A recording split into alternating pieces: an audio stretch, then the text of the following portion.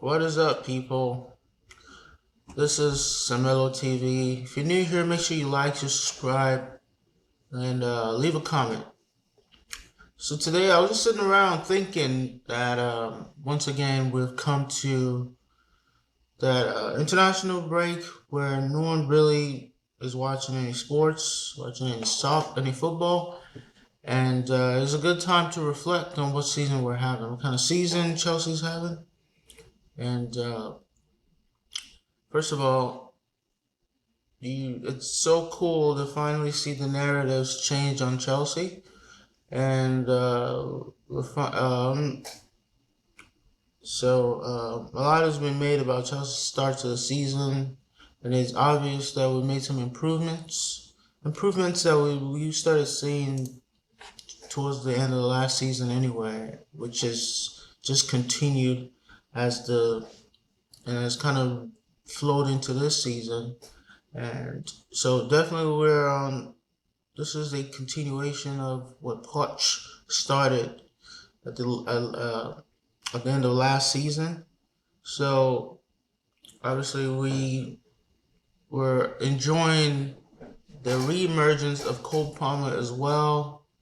I mean, not that we didn't know how brilliant he was, but we've seen him just evolve into basically one of the best players in the world. So, and also you see the adaptability and the brilliance of Maresca, a coach that I knew very little about at the end of last season, and I wouldn't say he was up there in terms of my estimation, but he's been very impressive.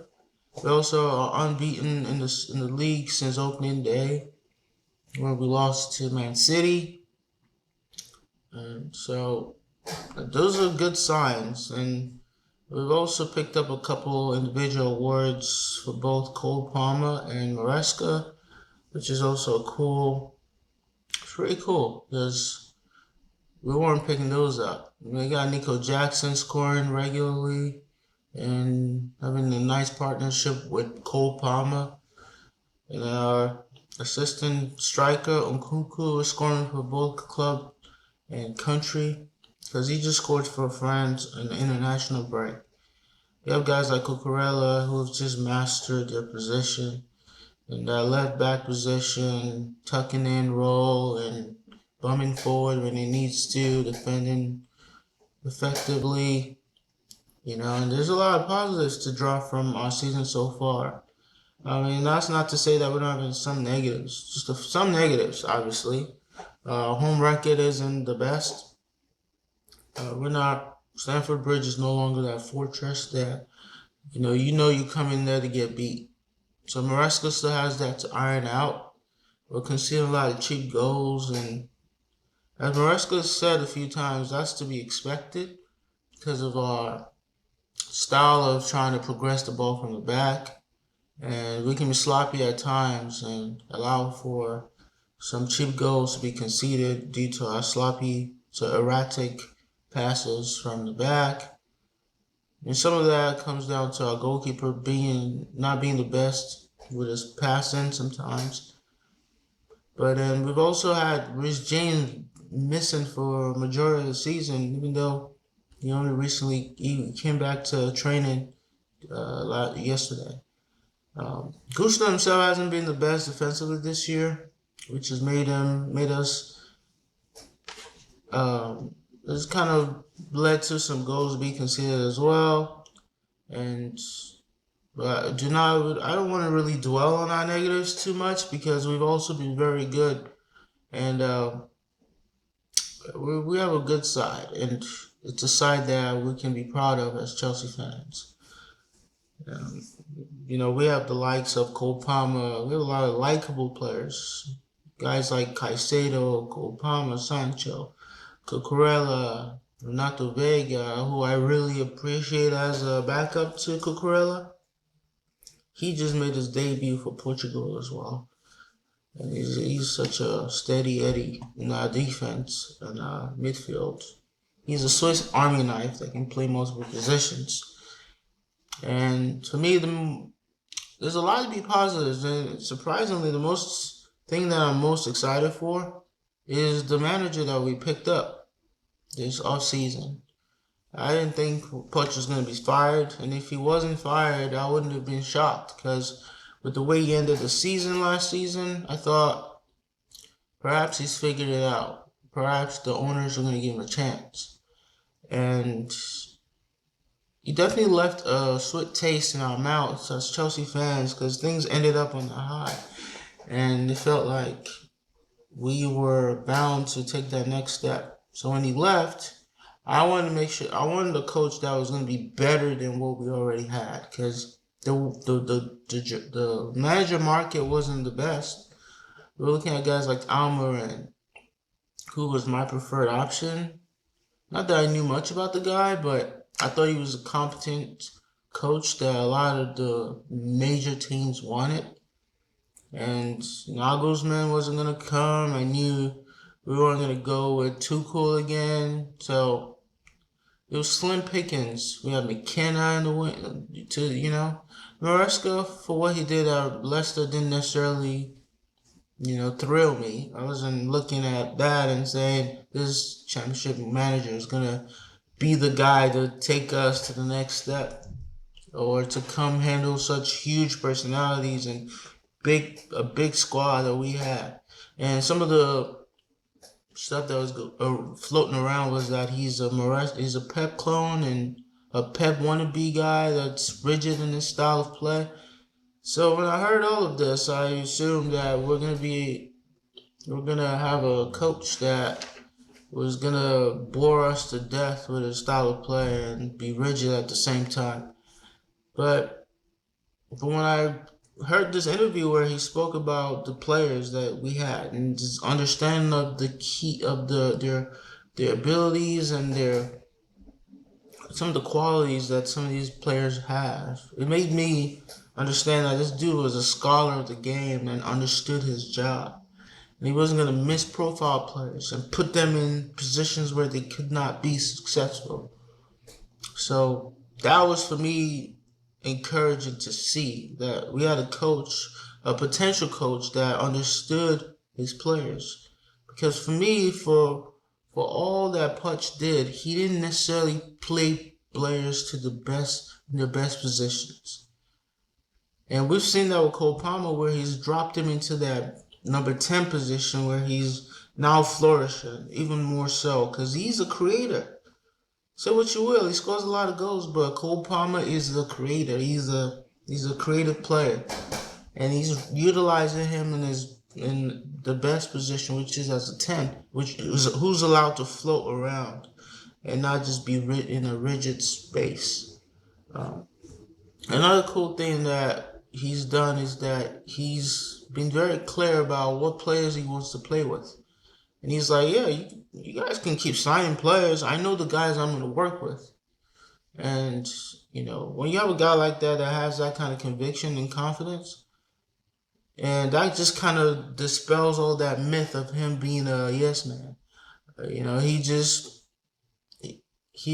doesn't make any sense that a guy like that with such strong conviction and such confidence about his ideas would be a guy that would just agree with everything the ownership wanted. He's definitely a guy that has definitely stood his ground on what he believes in, and he's also not a puppet for Bully Eghbali. So definitely something that encouraged us because we didn't really see Poch do that until he knew he was going to be fired at the end of the season or he was going to be leaving at the end of the season. Maresca just walked in like he was Mourinho first day. Spoke with confidence. Let it be known. Even though the media was totally taken by surprise with the way he just came in and wasn't afraid of the position. And now we fast forward to this moment, and he's exceeded a lot of our expectations to get to this point in the season. He's made a lot of encouraging decisions in games by making adjustments to our formation, making some in-game substitutions that has won us games. He's, he has a very his injury track record is quite impressive, as we haven't really had any long-term injuries aside from Reece James, who's finally back in team training. And his command of the press conferences once again is very impressive, because they try to bait him and try to get him to say things that would become real, like controversies, like they did Putsch last year, where he would just say things that would be misrepresented. But he just has a real command of these press conferences where he's not being argumentative or confrontational, but he's blunt, and you're not gonna misconstrue his words. You're not gonna be doubting what he meant by something. He's gonna be clear. Also, I like his demeanor on the sidelines. Finally, we have a guy that would call people over and give you instructions, and he knows when to relax, and then he knows how to get back on the touchline and communicate. I really like the guy. And then you see how he's been ruthless with some underperforming players, while also not completely alienating these players like Mudryk, who's kind of become a backup to Sancho on that left wing.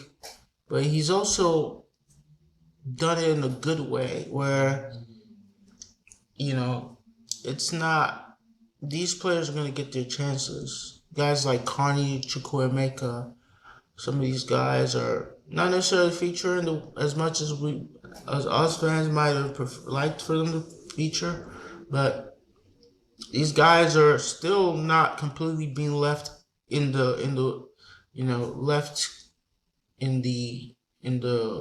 desert. They're being pulled in for some games, getting some minutes, and you can tell they're all trying to impress when they do get on the field, which is very impressive. And also credit to the boys themselves. So a lot of things that has really impressed me the most is, we're supposed to be this team that likes to control games and hold on to the ball for forever. But we've been able to counter a lot of teams. We've been able to, take advantage of our qualities with having these really speedy players and beating slower defenses by just countering their defense out of position. And he's also been able to, we've also been able to just play our possession game with less loss of possession when we do want to play our possession game, and being able to break teams down when they sit in that low block. He's also been able to adapt when we were without a right back for a good number of games. You've seen how he was able to play Fofana on that right back position. I know he tried Disasi there, but that was a disaster for a while. Then he was able to put Fofana there and bring Tosin to the defense. I think we actually kept clean sheets in some of these games. He hasn't made any excuses, just results and accountability when he's gotten it wrong. So with that being said, are we the finished article? I mean, nobody thinks that. Most Chelsea fans don't think that. Will there be tougher moments in the future? Of course. I mean, this weekend we have Liverpool to contend with. That might be a tricky affair. But I do sincerely believe that we have found a coach, a manager for the now, the future, and that for me is something to be optimistic about. So, with that being said, let me know what you think in the comments. Leave a comment. Let me know how you're feeling as a Chelsea fan. And if you're not a Chelsea fan, how do you feel about the start Chelsea's had to the season? What do you think about Maresca? Make sure you like the video if you like the video. And I will see you on the next one.